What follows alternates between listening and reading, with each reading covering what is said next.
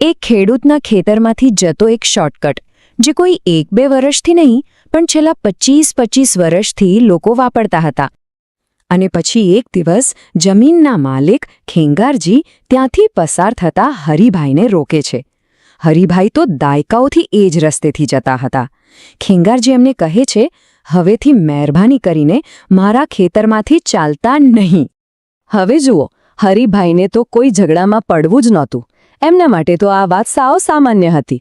એમણે કહ્યું, ભલે વાંધો નહીં, હું હવેથી નહીં આવું, વાત પતી ગઈ, બરાબર? પણ ના, અહીંયા તો આ ક્યાંક એક તણખો હતો. અસલી આગ તો હવે લાગવાની હતી. જેવા હરિભાઈ ઘરે પહોંચ્યા, એમના 2 ભાઈઓ હતા, વાઘુજી અને ફૂમતાજી, બંને જરા ગરમ મગજના.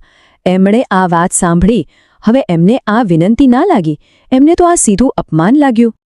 હરિભાઈએ બહુ સમજાવવાની કોશિશ કરી. કહ્યું કે આપણે એને દાઢમાં રાખવું પડશે.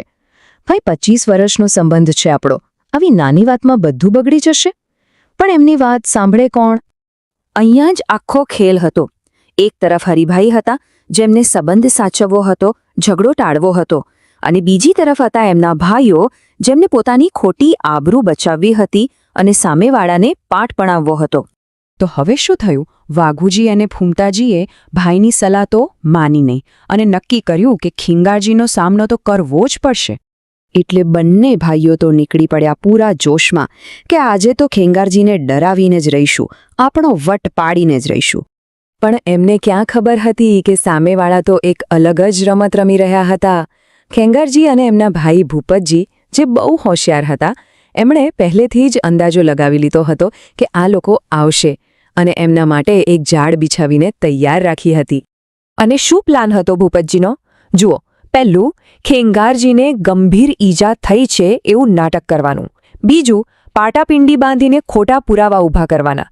ત્રીજું, સીધી પોલીસમાં હુમલાની ફરિયાદ નોંધાવી દેવાની. અને ચોથું, બસ પછી આ લોકોને જ ભાગેડું બનાવી દેવાના. કેવી ચાલાકી!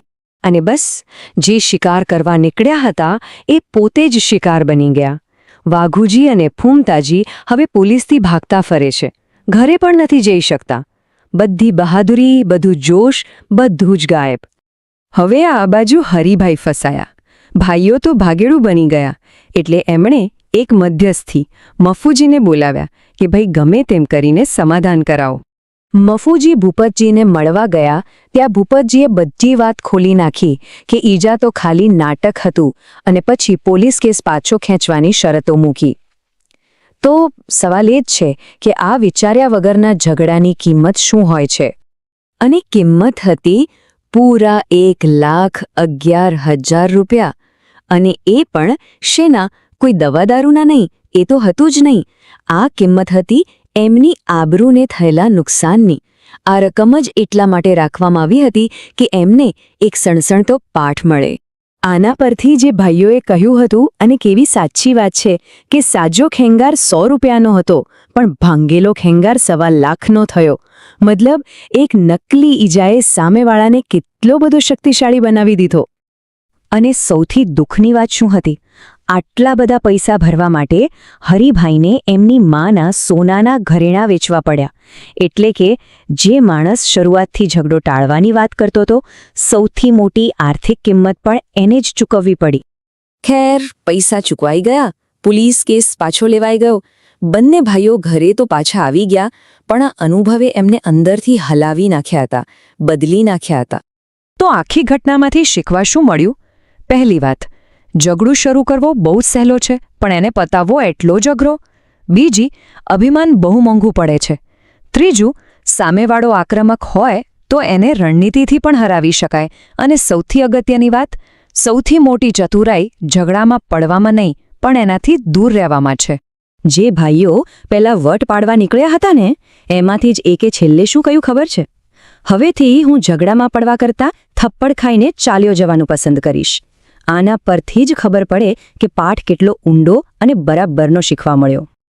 એટલે જ આ કહાની વિચાર્યા વગરના ઝઘડાની એકદમ સાચી વ્યાખ્યા બની જાય છે. એક એવો ઝઘડો જેને ટાળી શકાતો હતો, પણ અભિમાન અને સમજદારીના અભાવે એટલો મોટો બની ગયો કે એના પરિણામો મૂળ વાત કરતાં અનેક ગણા વધારે ગંભીર નીકળ્યા. અને આ વાત આપણને એક સવાલ પર લાવીને મૂકી દે છે. જરા વિચારો, આપણા જીવનમાં પણ કેટલી મોટી મોટી સમસ્યાઓની શરૂઆત આવી જ કોઈક નાની નાની દલીલોથી નથી થતી?